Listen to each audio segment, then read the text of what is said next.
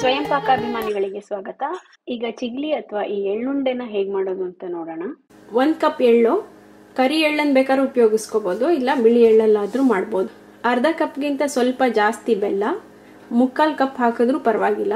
ಸುಮಾರು ಒಂದು 3 ರಿಂದ 4 ಏಲಕ್ಕಿನ ಕುಟ್ಟಿ ಪುಡಿ ಮಾಡಿಟ್ಕೊಳ್ಳಿ.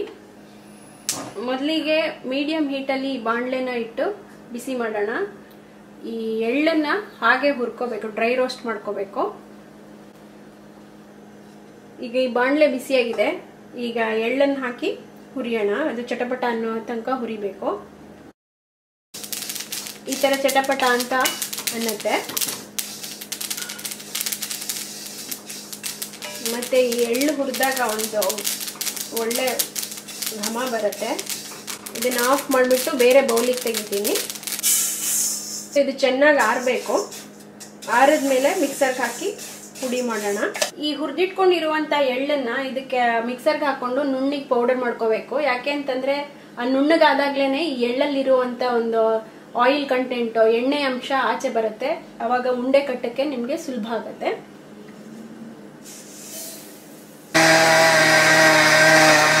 ಕನ್ಸಿಸ್ಟೆನ್ಸಿ ಇದನ್ನ ತಗೊಂಡು ಬಟ್ ಹಿಂಗೆ ಮಾಡಿದಾಗ ನೀವು ಇದು ಈ ತರ ಉಂಡೆ ತರ ಆಗ್ಬೇಕು. ಇದಕ್ಕೆ ನಾವು ಬೆಲ್ಲ ಹಾಕ್ಬಿಟ್ಟು ಇವಾಗ ಮತ್ತೆ ಒಂದ್ ಸ್ವಲ್ಪ ಪೌಡರ್ ಮಾಡೋಣ. ಬೆಲ್ಲ ಹಾಕ್ತೀನಿ, ಮತ್ತೆ ಈ ಏಲಕ್ಕಿನೂ ಹಾಕೋಣ. ಬೆಲ್ಲ ಎಲ್ಲ ಮಿಕ್ಸ್ ಆಗಿದೆ. ಬೆಲ್ಲ ಹಾಕಿದ್ಮೇಲೆ ತುಂಬಾ ಹೊತ್ತು ಗ್ರೈಂಡ್ ಮಾಡಬೇಡಿ. ಈಗ ಇದನ್ನ ಒಂದು ಪಾತ್ರೆಗೆ ತೆಕ್ಕೊಳ್ಳೋಣ. ನಮ್ಗೆ ಎಷ್ಟು ದೊಡ್ಡ ಅಥವಾ ಸಣ್ಣ ಉಂಡೆಗಳು ಬೇಕೋ ಅಷ್ಟು ಮಾಡ್ಕೊಂಡು ಇಟ್ಕೊಳ್ಳಿ. ನಾ ಮಾಡಿರುವಂತ ಈ ಅಳತೆನಲ್ಲಿ ಸುಮಾರು 16 ರಿಂದ 18 ಉಂಡೆಗಳನ್ನ ಮಾಡ್ಕೋಬಹುದು. ಈಗ ಚಿಗ್ಲಿ ಹೇಗ್ ಮಾಡೋದು ಅಂತ ಗೊತ್ತಾಯ್ತಲ್ಲ. ನೀವು ಮಾಡಿ ನೋಡಿ ನಿಮ್ಮ ಅಭಿಪ್ರಾಯನ ಖಂಡಿತ ತಿಳಿಸಿ. ನಮಸ್ಕಾರ.